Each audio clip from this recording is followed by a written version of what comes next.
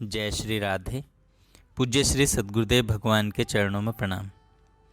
श्री कृष्ण अनुरागिणी पूज्य संतोष बहन जी का जीवन चरित्र। श्री धाम का आश्रय। पूज्य संतोष बहन जी अब शालिग्राम जी के साथ युगल को भी दिन रात लाड लड़ाने लगी। निश्चय की पक्की, श्याम सुंदर पर अटल विश्वास रखने वाली पूज्य संतोष जी अब किसी सुयोग की प्रतीक्षा करने लगी। इधर हिंदुस्तान पाकिस्तान के विभाजन की प्रक्रिया आरंभ हो गई। जेहलम में भी दहशत और खूनी दंगों का दौर चल पड़ा। सभी लोग घर बार छोड़कर भाग रहे थे, सुरक्षित स्थान ढूंढ रहे थे, आश्रय खोज रहे थे। ऐसी भयावह परिस्थितियां इनके लिए वरदान सी ही बन गईं। एक काफिले के साथ ये जन्म जन्मांतर के अपने सबल और एकमात्र आश्रय श्री वृंदावन धाम अपने निज धाम आ गई। आह, हजारों जन्म, अनेक तप जप योग एवं समाधि आदि साधनों से जिसकी प्राप्ति नहीं होती, वही प्रेम पुरुषार्थ इस श्री राधा बन को केवल एक बार सिर झुकाकर प्रणाम करने से ही प्राप्त हो जाता है। वृंदावन महिमामृत से है ये। श्री वृंदारण्य के रसिकवर रंगी भगवान को नमस्कार है। हे वृंदावनेश्वरी, तुम्हारे चरण कमलों की रज को नमस्कार। युगल किशोर की प्रणय स्वरूपा अति सुंदरी श्री ललिता देवी को नमस्कार। हे श्री वृंदाटवी, तुम्हें बहुत नमस्कार है। सन 1942 में जब वे श्री धाम आई थीं, तो सभी स्थलियां देखी थीं। रमण रेती, टोपी कुंज, उड़िया बाबा के आश्रम का रासमय वातावरण, चीर घाट, केशी घाट, सब इनके मन में समाया हुआ था। कई संतों से भी तब मिलन हुआ था। इस तरह श्री वृंदावन इनके लिए एकदम अपरिचित नहीं था। जन्म जन्मांतरों से संबंधित निज धाम अपरिचित हो भी कैसे सकता था। पर यहाँ पर किसी और का आश्रय स्वीकार करना इन्हें श्रेयस्कर न लगा। आश्रय तो अपने श्याम सुंदर का लेना ही उचित लगा। किसी भी परिकर या किसी भी संप्रदाय में बंधना इन्हें रुचिकर न लगा। अपने विवेक से जितना भी वह ग्रहण कर सकती थी, पूरी विनम्रता से, श्रद्धा से, बिना उनकी अवहेलना किए वे संजोती जा रही थीं। उन पर श्री धाम की कृपा तो निरंतर बरस ही रही थी। माधुर्य रस रूपा कृष्ण प्रेम प्रदायिनी श्री यमुना जी किसी भी त्वरा लिए मन को उस सुख से वंचित नहीं रखती। उन दिनों पूज्य संतोष बहन जी का वास्तव में यमुना पुलिन ही आश्रय स्थल बना था। दिन रात अकेली ही इस पावन रज पर पड़ी रहती, न खाने की सुध, न किसी दैनिक नित्य कर्म की। रहने के लिए नाम मात्र को गोपीनाथ घेरे के सामने धोबी गली में एक कमरा ले लिया था, पर दिन रात सानिध्य तो श्री यमुना जी का ही होता। यमुना बिहारी ने उन दिनों इन्हें कैसे कैसे सिक्त किया होगा, कौन जान सकता है। इनको खुद भी उन दिनों की घटनाओं की कुछ भी स्मृति नहीं। शायद वह प्रकाश में लाना नहीं चाहती थी, इसलिए इस विषय में मौन ही रहती। ऐसा तितिक्षा में जीवन आज के इस युग में शायद ही देखने को मिले। मुट्ठी भर रज खाकर पेट भर लेती थी। आकुल व्याकुल मन हर पल प्रार्थना में सा विरह उन्माद की पराकाष्ठा लिए हुए था। निरंतर बहते आंसुओं से पलकें गल गई थीं। उन दिनों इन्हें चारों ओर दिव्य निकुंजें ही दिखती थीं। ब्रज बीथियों में मकान या बाजार इनके दृष्टिपथ पर आते ही नहीं थे। अलौकिक साम्राज्य में ही सदैव विचरण होता। पूज्य संतोष जी कि उन दिनों की इस रसमयी दशा के साक्षी हैं वेणु विनोद कुंज के पूज्य मनोहर दास बाबा। उन्हीं के शब्दों में सुनिए। वृंदावन की कोई गली, यमुना पुलिन का कोई कण ऐसा नहीं जो इनके आंसुओं से सिंचित न हो, जो इनके आंसुओं से सिंचित न हो। प्रियतम श्याम सुंदर प्रेमी भक्तों की ऐसी रसमयी दशा को अंग संग डोलकर ही तो अवलोकते रहते हैं। कुछ ऐसी ही बावरियों की उड़ती चरण रज का लोभ सा रहता है इन्हें, पर इस बेसुध अवस्था में देह अधिक दिन साथ नहीं देती। इसलिए इस स्थिति से उबरने के लिए भक्त देह की रक्षा हेतु वे उसे किसी बंधन में डाल देते हैं। और लो, कौतकी यमुना पुलिन बिहारी ने एकांतिनी संतोष जी को भी सरला जी के बंधन में डाल दिया। सरला जी से पुनः भेंट। लाहौर के मंदिर में इनकी कीर्तन और नृत्य की संगिनी और श्री धाम में लगभग 50 वर्ष तक इनके साथ वास करने वाली सरला जी के जीवन की अल्प झांकी करें। सरला जी के शब्द चित्रांकन के बिना पूज्य संतोष जी के सेवा में व्यक्तित्व को वास्तविक रूप में उजागर करना संभव नहीं हो सकेगा। 9 अप्रैल 1999 को सरला जी की पुण्यतिथि पर जब मैं पूज्य संतोष बहन जी को प्रणाम करने गई तो सरला जी की स्मृति से अभिभूत उन्होंने उस दिन जो भी बताया वही इस विवरण का आधार है। अस्तु। सरला जी जेहलम के ही एक संपन्न परिवार में जन्मी भक्त बालिका थी। जन्म से ही दृष्टिहीन थी, सो माता पिता बहुत ही दुखी रहते। माँ का तो सारा दिन अपनी इस बच्ची के भविष्य की चिंता में रो रो कर कटता। गम में डूबता माँ का बोझिल मन। खाने पीने की रुचि न रही, चिंता से शरीर काफ़ी कमज़ोर हो गया, चक्कर भी आने लगे। वह खड़ी होती तो गिर जाती। एक दिन 5 वर्षीय बच्ची ने माँ से ही पूछ लिया, माँ तुम रोती क्यों रहती हो? माँ ने दुखी मन से कहा, तुझे दिखाई नहीं देता इसलिए। नन्ही सरला ने झट जवाब दिया, माँ मैं ये संसार देखने तो आई नहीं, और जिसे देखने की इच्छा है वह मुझे ऐसे ही इन्हीं आँखों से ही दिखता है। क्या ही अद्भुत जवाब था सरला जी का। श्री कृष्ण प्रेम पगी सरला जी को बचपन से ही ठाकुर चर्चा छोड़ कुछ भी न सुहाता था। ऐसी सरला जी को मंदिर में पूज्य संतोष जी से मिलाना निश्चय ही ठाकुर जी का कोई रहस्यमय कौतुक ही था। दोनों में सौहार्द और एक दूसरे के प्रति सहज आकर्षण का आधार श्याम सुंदर से सहज प्रीति ही थी। पर पूज्य संतोष जी की विरह प्रधान स्थिति ने पूज्य संतोष जी की विरह प्रधान स्थिति ने उन्हें शीघ्र ही श्रीधाम पहुंचा दिया। उनके जेहलम छोड़ वृंदावन आ जाने से सरला जी बहुत उदास रहने लगी। संतोष जी के बिना मानो उनका भक्ति का आधार ही खो गया। मानस में इसी संदर्भ में गोस्वामी तुलसीदास जी ने लिखा है, बिछुरत एक प्राण हर लेहि। पूज्य संतोष जी के बिना सरला जी का वही हाल हो गया। गुमसुम सी रहने लगी, अंततः बीमार हो गई। बहुत चिकित्सा कराने पर भी कोई सुधार नहीं हुआ।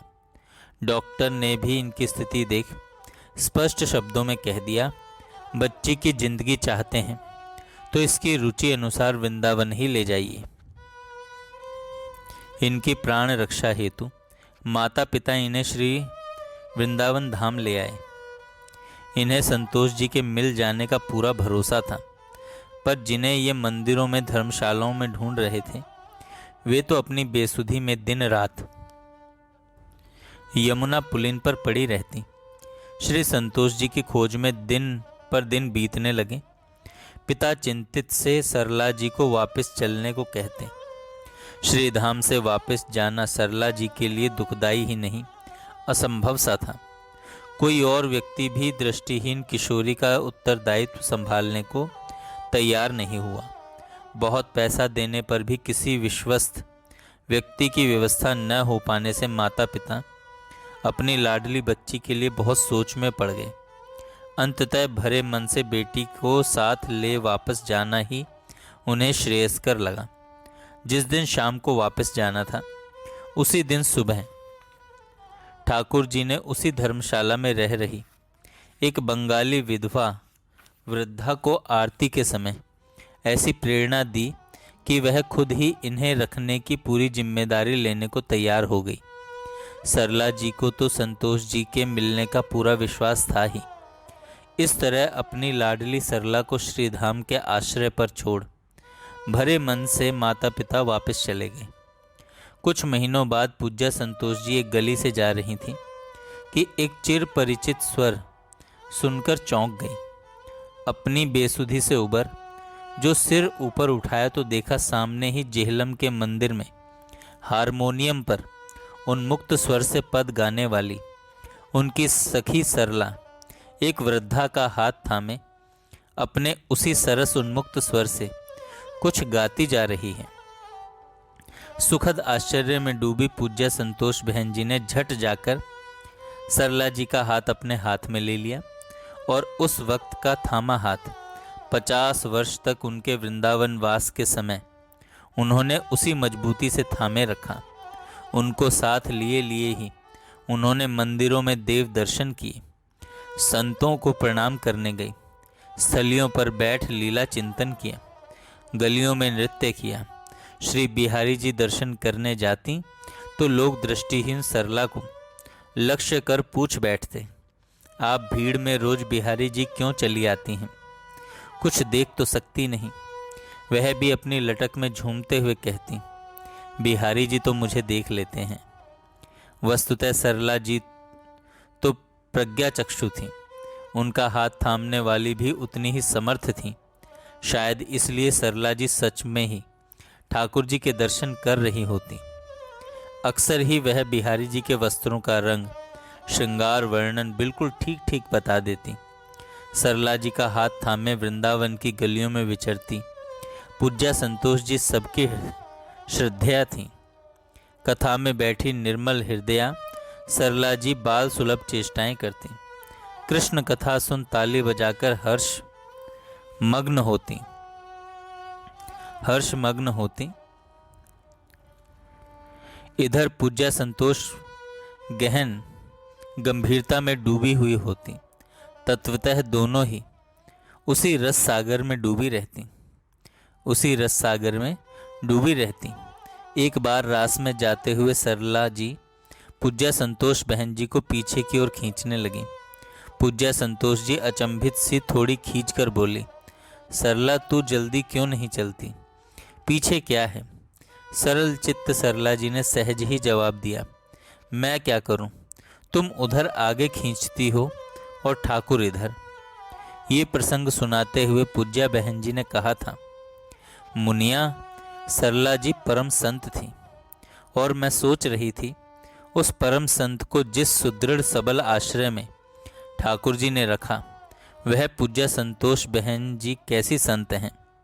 अमान ना मान दे कि साक्षात प्रतिमा ही थी। कहती भी थी, मान देने की चीज है, लेने की नहीं। प्रेम देने की चीज है, लेने की नहीं। पूज्य संतोष बहन जी का जीवन बहुत तितिक्षा में रहा। उन्हें न भीषण गर्मी का ताप विचलित करता था, न शीत की कपकपा देने वाली सर्द हवाएं। जेठ की तप्त धूप में ये नंगे पांव पैदल ही गोपीनाथ बाजार से उड़िया बाबा के आश्रम मोती झील जाती दिखती। गर्मी की उष्णता उसे अविचलित बड़े आराम से ऐसे चलती मानो धूप से जलने का आभास ही नहीं हो रहा। कभी किसी ने इन्हें खुद को पंखा करते भी नहीं देखा। सर्दी में बिना किसी विशेष गर्म कपड़ों के यमुना पुलिन पर या किसी और स्थली में बैठी मिल जाती। किसी का प्रसादी स्वेटर मांगकर पहन लेती और उस पुराने स्वेटर से बरसों गुजार देती। घोर शीत में कभी भी इनको कांपते हुए नहीं देखा और न ही अधिक गर्म कपड़ों में। दैन्य की मूर्ति पूज्य संतोष जी को कभी सीधा चलते देखा ही नहीं, सदा ही सिर झुकाकर ही रास्ते में चलती थी।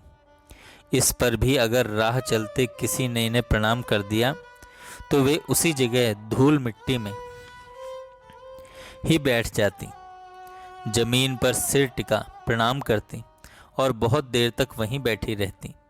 इनके दैन्य से सभी परिचित थे और इनका अत्यधिक आदर करते थे, पर इतना सम्मान देने के बावजूद इनके समक्ष इन्हें प्रणाम नहीं कर पाते थे। अंत तक पूज्य संतोष जी की रहनी बहुत ही साधारण रही। सम्मान, प्रतिष्ठा, पूज्यता को इन्होंने कभी अपने पास नहीं आने दिया। अगर कोई अधिक आदर प्रदर्शित करता तो इनका रोना शुरू हो जाता। अपने को क्या क्या कहना शुरू कर देती। मैं नीच हूँ, पापी हूँ, मेरे में भक्ति का लेश भी नहीं है, मैं तो धोबी का कुत्ता हूँ, न घर का न घाट का, और भी न जाने क्या क्या। इनकी रहनी बहुत ही आदर्शमय थी। दिन में तो सेवा की प्रतिमूर्ति, सेवा और संत दर्शन में मग्न रहती और रात रात भर जागकर चिंतन में बैठी मिलती। एक बार पूज्या उषा जी रात को पूज्य संतोष बहन जी के पास ठहरी तो ये वास्तविकता उजागर हुई। रात को सोने के समय पूज्य संतोष बहन जी ने सरला जी के लिए गद्दा बिछाया।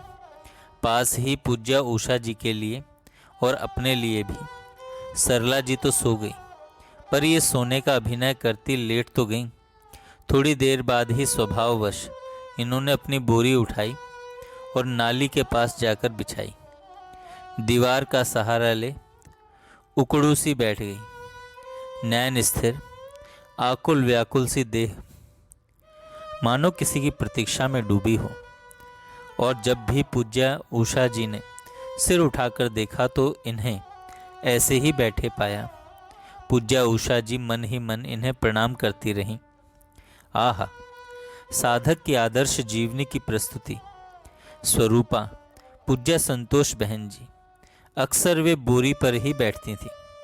एक बार बोरी पर बैठने का रहस्य बताती हुई बोली, बोरी पर बैठकर भजन करने से साधक की बहुत जल्दी उन्नति होती है, सात्विक वृत्ति बनी रहती है, राजसिक परमाणु नष्ट हो जाते हैं। अस्तु। पूज्य संतोष जी सरला जी को उच्च कोटि की संत के रूप में ही देखती थी, जो केवल पूर्व प्रारब्ध भोगने इस धरा पर आई थी।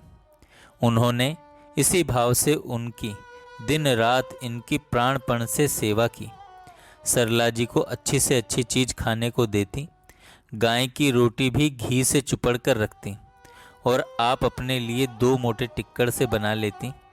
सरला जी को खिलाने के बाद साग वाली कढ़ाई में पानी डाल अपनी रोटी भिगोकर खा लेती।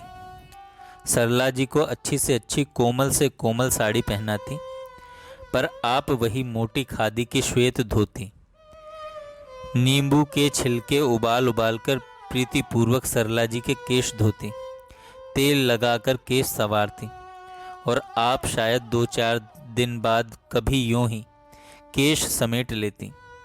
वस्तुतः उनकी सेवा को वे भगवत सेवा समझकर ही करती थीं। बेचारी सरला जी को इस सब का आभास भी नहीं हो पाता। कभी शायद हो भी जाता तो वह अपनी इन हठीली सखी से व्यर्थ की राड़ बढ़ा वातावरण को शुद्ध क्या करती। कभी कभी इन बातों को लेकर झगड़ा हो भी जाता था, पर सरला जी के वश में कुछ था भी नहीं। हाँ, पूज्या उषा जी के वृंदावन आने के बाद स्थिति थोड़ी अवश्य बदली थी। वे जानती थी जो कुत्ते गाय की रोटी कहें, सूखे टिक्कड़ इधर उधर डोल में छिपाकर रखे जाते थे, पूज्या संतोष बहन जी वे ही पाती थी। सो श्री उषा जी जब भी इनके यहाँ पहुँचती तो उन्हीं टिक्कड़ों की खोज में लग जाती।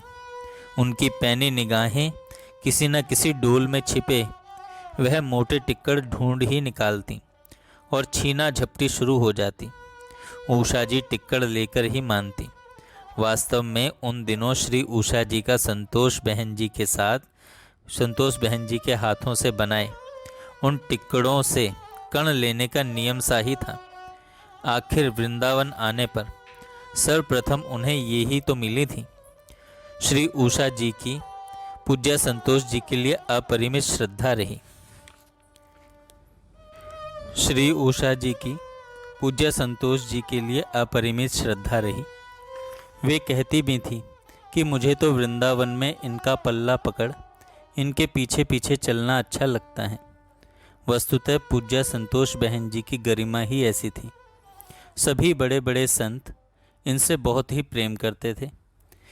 उनमें से कई तो इनके वहाँ से चले आने के बाद वहाँ की चरण धूलि अपने मस्तक पर लगाते थे।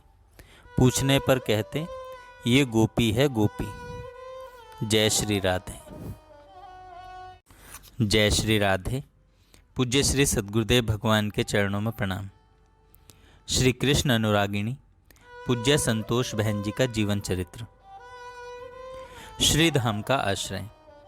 पूज्य संतोष बहन जी अब शाली